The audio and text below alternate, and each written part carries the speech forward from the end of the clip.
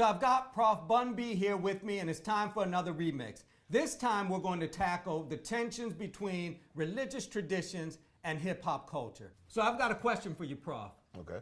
We've discussed the positive relationship between religious traditions and hip-hop, now the negative relationship between the two.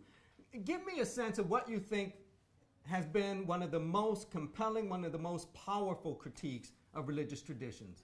I think it's the concept of the pastor or the preacher as the end-all be-all as far as the connection between the members of the church and the higher power. I think the millennials, if you look in modern times, millennials are on a quest for Christ, but the issues has always been with the church and the pastor. As we get into this whole new age of these, quote, money pastors, or these pastors who have these enormous churches who are all about the contributions, and even the guys that are selling their oils, which that has always been a side factor. It's become more and more because these are the pastors that are taking advantage of television. They're the guys that are taking advantage of the social media, and they're the ones, by due process, they get to spread their message to further reaches.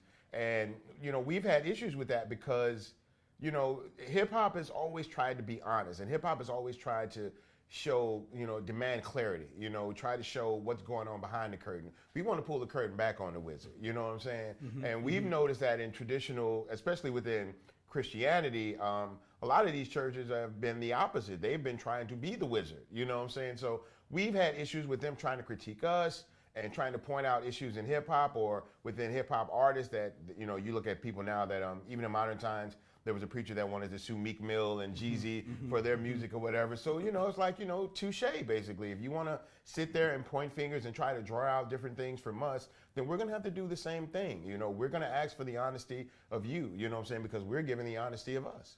So now when I look at Christianity and I look at the way that they critique hip hop, what has been their biggest issue with hip hop?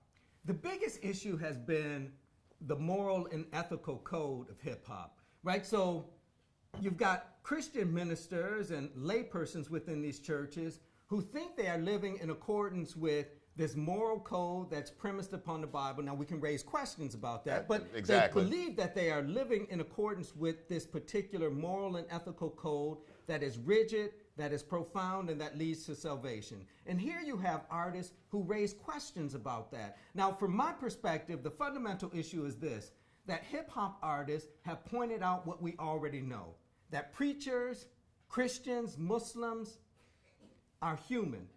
Right. Are human. Of course. And live like humans.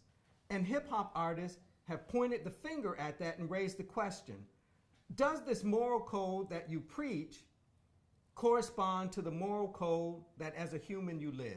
Well, like your and mom, it's an uncomfortable question. Yeah, like, you know, we grew up in the age where mothers used to tell us, don't do as I do, do as I say. You know what I'm saying? But as we get older, you know, we have to demand more accountability from ourselves and from others. I think that's absolutely right. You got something for me, Prof?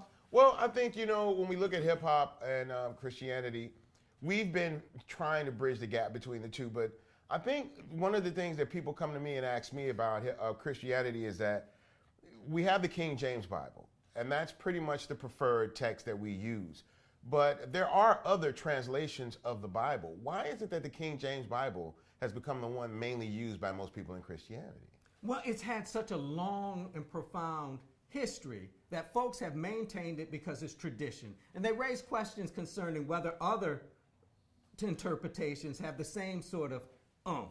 Right. Now, it seems to me that most of our attention, and for very good reason, has revolved around churches, but there's also been a conversation between Islam and hip-hop artists. Absolutely. So it seems to me hip-hop artists have embraced the social critique offered by, say, the Nation of Islam and have provided a more passive critique of its moral and ethical code. Well, I think it lends itself a little bit more to the lifestyle of a hip-hop artist. And it also, when you think about the idea of the artist as entertainer, being on the stage, you know, speaking over the people, I think, and the idea of oneself as God, I think that, you know, which for some people may, you know, walk the line of idolatry, I think it just lends itself more to, I think this religion fits my lifestyle a lot better. Do you think hip hop should do a better job of not using, you know, not taking the easy road? I think, you know, this is a matter of growth, that there's wonderful and important critique that has come out of hip hop but it's got to continue to evolve. That's just what happens with thought, and that's what happens with activism. Now, we've got to stop our conversation, but it doesn't mean you stop thinking about this topic. We'll see you next time.